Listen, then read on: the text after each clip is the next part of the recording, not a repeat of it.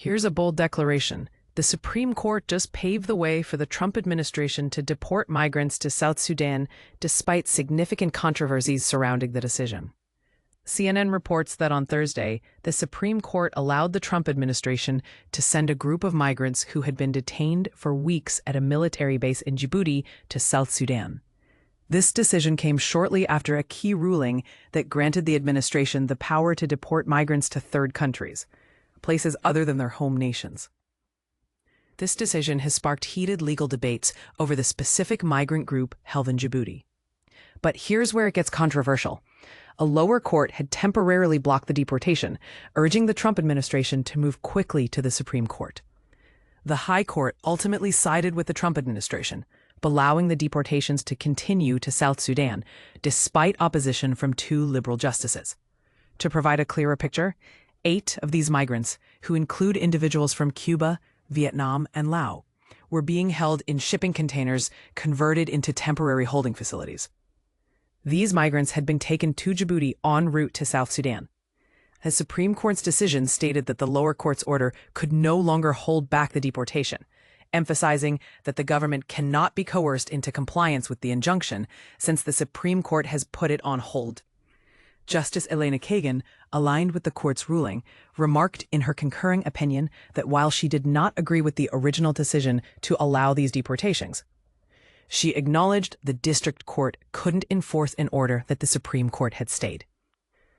Department of Homeland Security spokesperson Tricia McLaughlin announced that the migrants would arrive in South Sudan by Friday.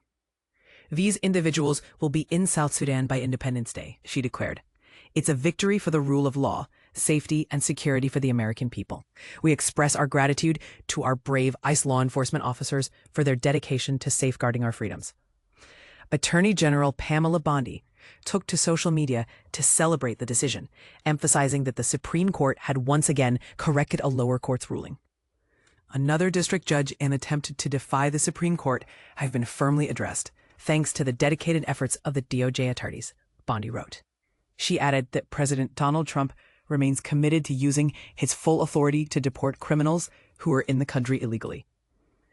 The verdict triggered a strong response from Justices Sonia Sotomayor and Ketanji Brown Jackson, who sharply criticized the administration's actions.